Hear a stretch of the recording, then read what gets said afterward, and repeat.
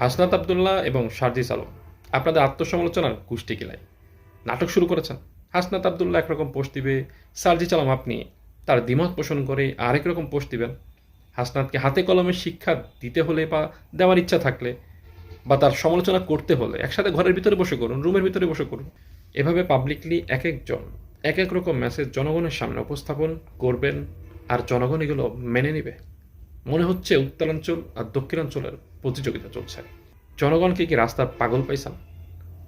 হাসনাত যেদিন তার ফেসবুক আইডিতে সেনাপ্রধানকে নিয়ে আওয়ামী লীগের প্রত্যাবর্তন নিয়ে একটি পোস্ট করেন, তারপর থেকে সারা বাংলাদেশের মধ্যে অনলাইনে অফলাইনে ব্যাপক আলোচনা সমালোচনা আন্দোলন কর্মসূচি চলছেই।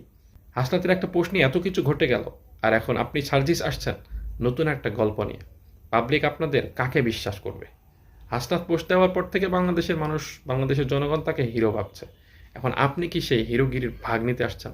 যদি এটাই হয় আপনাদের উদ্দেশ্য, অচিরেই আপনারা জিরো হয়ে যাবেন। কারণ আপনাদের এক একজনের এক এক রকম পোস্ট, এক এক রকম মন্তব্য, এক একজনের কথার বিশ্লেষণ এক এক রকম হলে আমি বলবো আপনারা জুলাই বিপ্লব নষ্ট করার ধান্দায় নেমেছেন।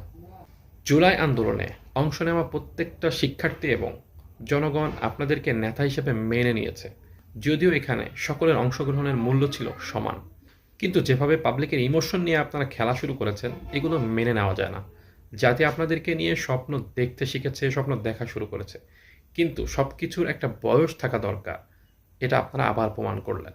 বৈষম্য বিরোধী ছাত্র আন্দোলনের একজন উপজেলা কমিটির আহ্বায়ক হিসেবে দায়িত্বরত অবস্থায় থেকেও আপনাদের নিয়ে সমালোচনা করতে বাধ্য হলাম।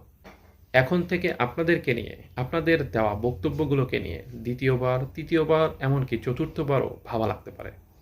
তার কারণ কখন কে কি বক্তব্য দিবেন, আর তার পরিপ্রেক্ষিতে দু একদিন পর আবার কে কি বক্তব্য দিয়ে আবার সেটাকে অন্যভাবে বিশ্লেষণ করবেন তার ঠিক নাই। আমি আপনাদের এসব ফালতু আত্মসমালোচনার বিরুদ্ধে অবস্থান নিচ্ছি।